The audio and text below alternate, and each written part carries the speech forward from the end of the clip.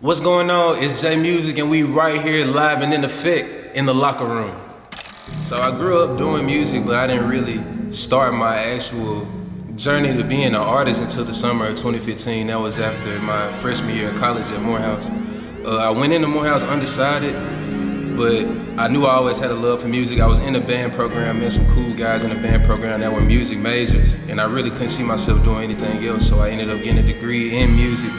But started my artist journey after that freshman year, thanks to the help of really two of my closest friends, Cortez and Chris Cross, really pushing me to take that talent that we were just playing in the living room and freestyling with to actually put it on wax and get in the studio. And once I got to the studio, my mentor, Ty Boylan, who was actually Cortez's stepdad, was the one that would set me down and was like, hey, this is my first time working with you, but I can tell you got a talent and you got an ear, and if you really want to do something with it, I believe you put your mind to it, you can do it. And just moving off of that encouragement is what got me into being the Musiq that y'all know and love today. Honestly say I'm inspired by a lot of different things, by a lot of different people. I'm just inspired by life in general, just the connections that I have, that I built over the years, the interactions that I have on a daily. Like, these are the experiences that I reminisce on when I'm writing these songs, when I'm making these albums. As far as musical influences, I'd probably say my top 3 musical influences are Drake, J. Cole, and Kid Cudi. I think most new artists are inspired by Drake, his hit-making ability, his relatability, how he can kind of touch on different crowds. J. Cole with his storytelling, and you know what I'm saying, him being the humble guy that he is through the music, but I'm loving that he started to pop his stuff on the off-season album. That was pretty cool, but his storytelling ability is something I take from.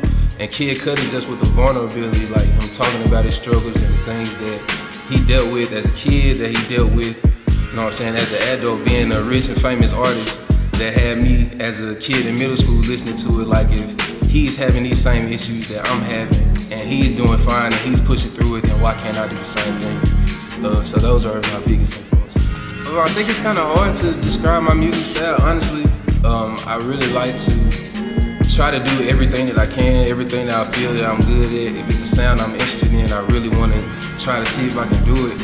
I don't know if I can really box myself to one sound or one genre or one style. I just say it's just vibes. It's just straight vibes. Whatever vibe that you're looking for. If you're happy, if you're sad, if you're sad, try not to be sad. If you're sad and want to stay sad. If you're happy and feeling good, if you get into some money, if you in love, if you falling out of love on some tracks, like, I got something for everybody. Anybody that goes through and listens to any one of my projects can find something that they resonate with. Man, obstacles that I've come across being an artist, not only in Memphis, but really anywhere, is just people not necessarily seeing the worth that the artists themselves have. And what I mean by that is not wanting to pay artists for using their talents or using their names or using their brands in order to make whoever else money. When I first moved back to Memphis in 2019, I was doing any show that I could get on, any free show. If I gotta pay to get on the show, I'ma do it. I'm just trying to get my name back out there, trying to get back in the groove. Cause when I was doing music, for the most part, the first 2 projects that I dropped, but really the first 3 projects that I dropped, I wasn't living in Memphis, I was living in Atlanta. So it's like they're hearing me, but they're not seeing me. So me coming back to the city, I just want to be seen. I'm doing all the shows that I can, but eventually I get to a point where it's like, okay, I've been doing these shows, I've been rocking these shows, I've been headlining a lot of these shows. Like, I feel like I deserve to be paid to be put on the stage, especially if you gonna make some money off of my name and my talent and all these other artists' names and all these other artists' talents. They need to be paid, I need to be paid, and of course you can make your bank too, but break the artists off something that the people are actually coming to see. That's been a big obstacle of mine, and really ever since I stood 10 toes on wanting to be paid for a show, the bookings really ain't been coming like that, which I can understand. Like, artists ain't usually getting paid around the city. Why would they get an artist that would when there's so many artists that's not gonna stand 10 toes and want to get paid for their talent?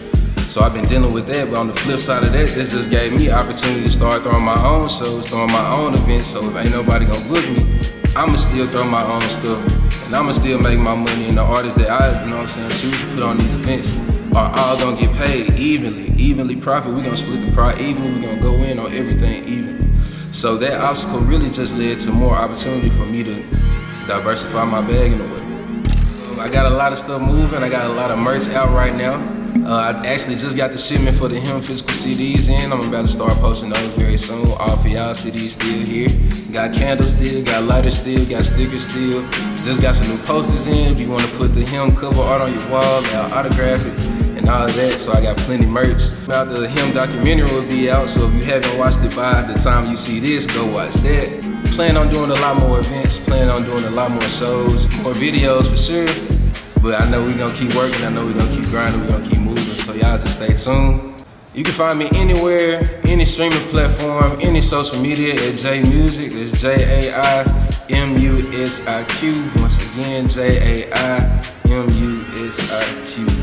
Everywhere, on everything. Him album out right now. Appreciate all the support.